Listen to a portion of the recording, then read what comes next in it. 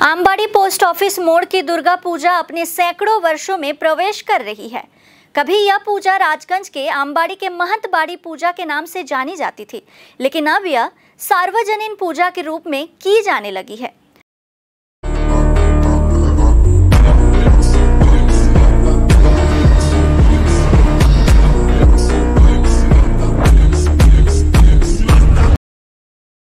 Ambari कमारभीटा post office मोड़ Durga Puja committee इस पूजा का आयोजन करती रही है। हालांकि पूजा का मुख्य आयोजक अभी भी महंत परिवार ही है। केवल पूजा ही नहीं, दशमी के दिन मेला भी लगता है। महंत बाड़ी के वर्तमान मुखिया नवकुमार महंत ने कहा कि বিষয়টা হলো আমি শুনেছি ঠাকুরদার মুখে, ঠাকুরদা বিয়ে করার পর 2 বছর সন্তান লাভ করতে পারেননি। তখন ঠাকুরদা মানসা করেন মা দুর্গা এবং মা কালীর নিকট যে আমার সন্তান হলে আমি এখানে পূজা মন্দির প্রতিষ্ঠা করে পূজা দেব। তারপর যথারীতি 1 বছর পর আমার বাবা আসেন, জন্মগ্রহণ করেন। তারপর থেকে পূজাটা শুরু হয় এবং ঠাকুরদাই দুর্গা মণ্ডপ এবং কালী মণ্ডপ তৈরি করেন এবং পুজো বহু বছর তো 100 বছর আর ঠাকুরদাই পূজাটা শুরু করেন এবং বর্তমানে এখন সার্বজনীন হয়েছে।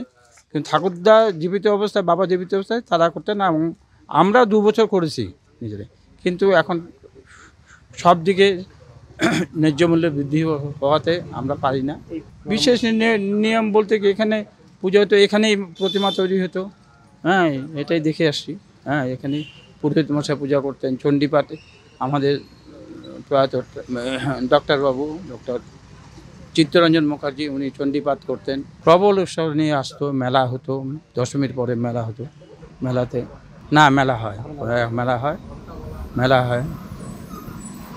মেলাতে সবাই আসে। নবকুমার মহন্ত, আমার ঠাকুরদার নাম স্বর্গীয় লক্ষ্মীরাম মহন্ত। আমি তো হলো মানে ছোটোর থেকেই মানে জ্ঞানের বয়স থেকে হলো দেখে আসি। তো আমার হলো এখন হলো 34 এজ। তার আগে আমরা এখন হলো 6 জেনারেশন।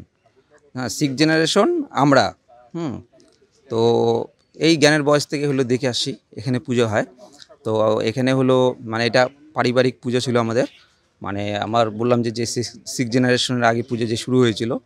তো 6 জেনারেশনে শুরু হয়নি, হয়েছে হলো আপনার 4th জেনারেশনে।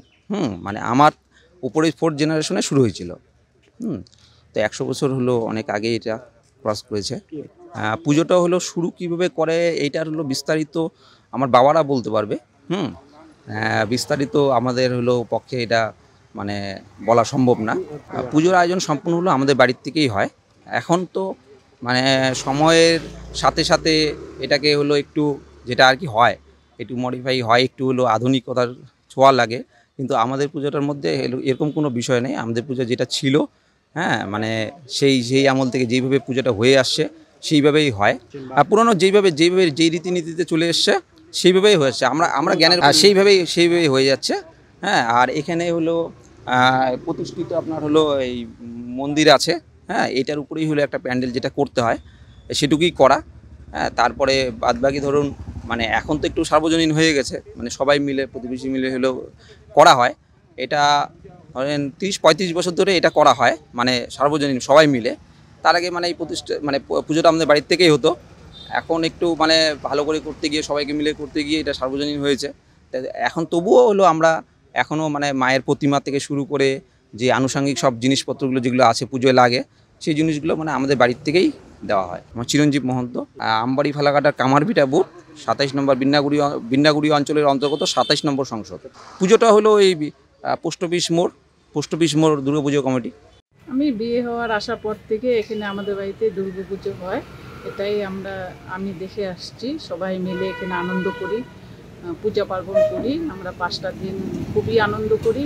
এখানে মেলাও হয় দশমীর দিন আর বাড়ি থেকে আত্মীয় স্বজনও আসে, এসে এখানে আনন্দ উৎসব করে।